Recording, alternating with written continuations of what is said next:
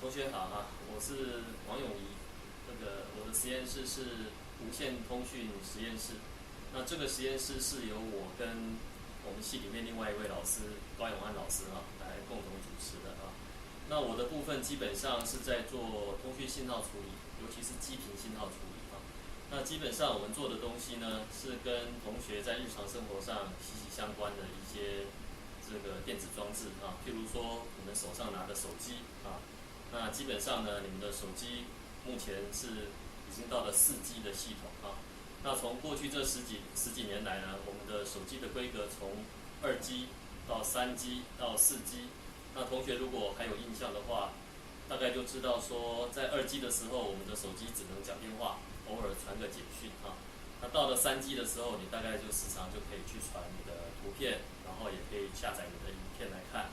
然后到了目前4G 呢，我们在这个传输的速度上，还有一些服务品质上就更好那这些所有的进步呢，基本上当然是跟整个通讯系统在各个层面的设计都息息相关举凡从这个实体层的硬体电路那你这个信号被接收到以后，该如何去做一些信号的处理，然后在上层的一些所谓的这个通讯协定在的都会影响到整个的通讯品质那我这边目前这2年做的是属于，譬如说在4G 所采用的调变机制叫 OFDMA 那它的时间跟频率同步的部分，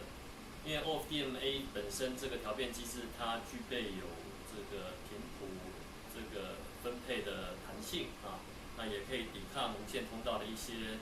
所谓的幅员间干扰的这种特性所以但是呢，它如果在频率的同步上没有办法取得一致的话，那么整个系统的效能就会打折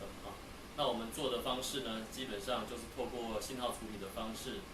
把你手机收到的信号或者是基地台收到的信号，先去取得利用演算法的方式去估测到我们无线通道的一些不确定因素以后，然后把这些不确定因素从你接收到的信号里面去把它做补偿，然后最后呢，能够把你的信号能够成功的检调出来。所以同学如果对通讯信号处理这个领域有兴趣的话，那么在你们目前的修课的课程内容里面，大概是在譬如说线性代数、几率这一方面呢，你可能不能太去排斥它那么要有一些比较具体的一些观念。那其他的部分呢，其实就看同学自己在对研究上的企图心跟动机了如果说你对这个东西有兴趣的话，我们非常欢迎同学能够来共襄盛举来一起参与我们的实验室来做我们的专题或者做研究好，谢谢大家。老师，那你在专题方面也是在通讯领域上，也是发挥在通讯领域上面的吗？对，我的专题目前现在就如同我刚刚讲的就是说我们目前专题的题目大概都是局限在 OFDMA 这个系统。那以刚刚的提到的OFDMA 现在目前是用在4G LTE 的调变技术。那我们目前全世界都在朝5G 就下一个世代的这个行动通讯的规格在制定当中。那目前呢，我们可以看到未来的调变技术应该还是不会跳脱 OFDMA 的这个调变机制因为这个机制就刚刚已经跟同学提到过有一些很好的特性跟弹性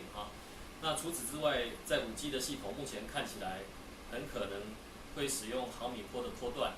那如果用毫米波的波段的话，那么在基频信号处理方面呢，我们可能就很有可能有一个关键技术叫做大型阵列的这个系统叫 Massive MIMO 那 Massive MIMO 基本上跟目前同学看到的基地台的天线都不太一样因为它会配置可能上百根的天线在基地台上面那么在这个情况之下，毫米波的通讯呢，它有一个特性，就是它的传输距离比较短然后它在这个通道的特性上，可能都是类似所谓的 Stacular Path 这个通道模型。所以我们未来我们这个实验室目前已经开始在着手去探讨所谓的大型阵列这个系统的一些演算法的开发。那么在未来呢，因为大型天线阵列系统它涉及到许多的天线，所以在基频信号处理上，我想在低运算复杂度的演算法的开发上面，会是亟待解决的一个问题所以我们目前大概是在做这个 Massive MIMO 的定位的部分来做一些探讨所以我的专题大概就讲的哈，就是还是围绕在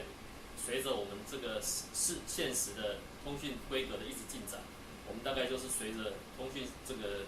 技术的进展呢，一步一步的往下去探讨。那目前在做4G，那再过这1-2年可能开始就要做5G 的系统。